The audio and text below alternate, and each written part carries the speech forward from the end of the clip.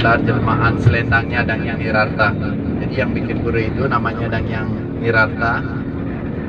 Nah, konon untuk menjaga puranya itu Dangyang Nirarta mengubah selendang yang dia bawa menjadi ular. Ya, selendang yang dia bawa menjadi ular ya, dengan kesaktiannya. Ya. Ternyata orang dulu sakti-sakti ya.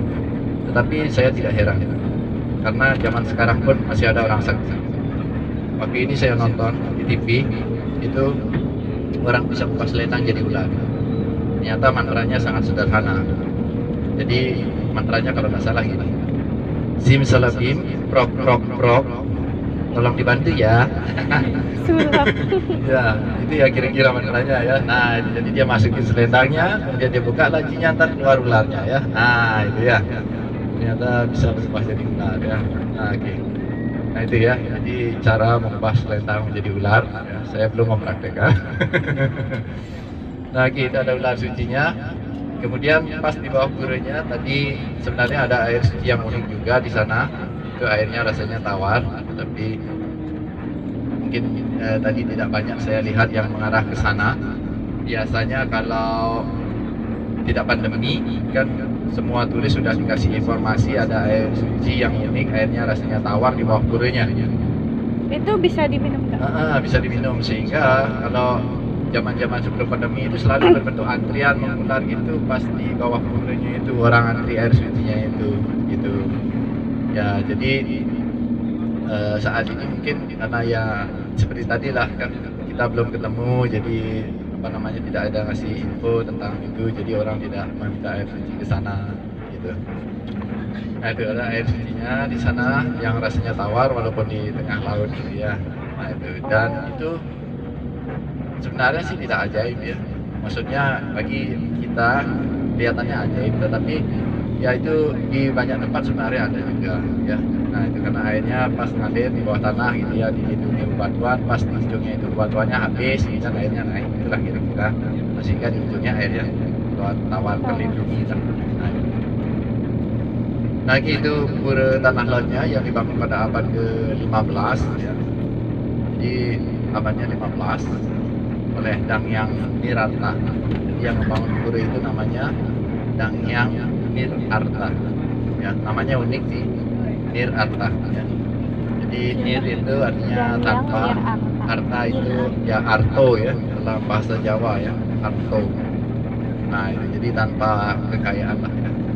Jadi jarang orang yang ngasih nama anaknya Nirarto gitu ya.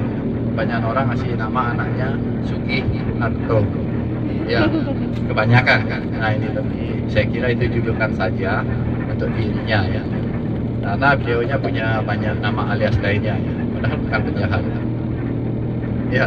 Jadi ada julukan lainnya ya, ada Pedanda Saksi Wawurawo ya, Pedanda Saksi Barupa gitu ya, yang ada Dangyang Wijendra ya. Jadi beliau punya banyak julukan nama lain ya, Dangyang Nirarta ya.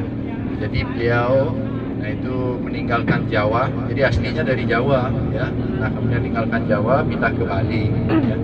Itu sekitar abad ke-15. Jadi zaman itu sebenarnya tempat runtuhnya Majapahit ya. Runtuhnya Majapahit. Nah kemudian sebagian orang Majapahit itu nyebrang ke Bali ya, pindah ke Bali.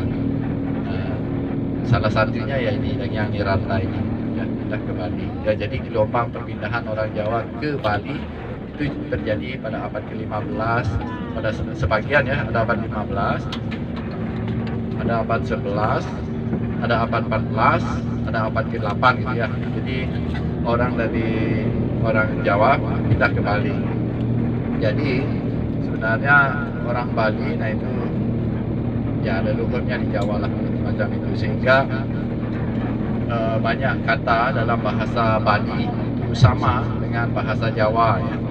Dan juga aksara Jawa itu sama dengan aksara Bali ya, saya bilang saja sama ya. Ya walaupun beda dikit sih ya, kalau di Jawa ono coroko, kalau di Bali bilangnya ane cereke ya. Di Bali Itu artinya apa? Itu hanya urutan alfabet ya, ane cereke ya, ane cereke dete sebulan.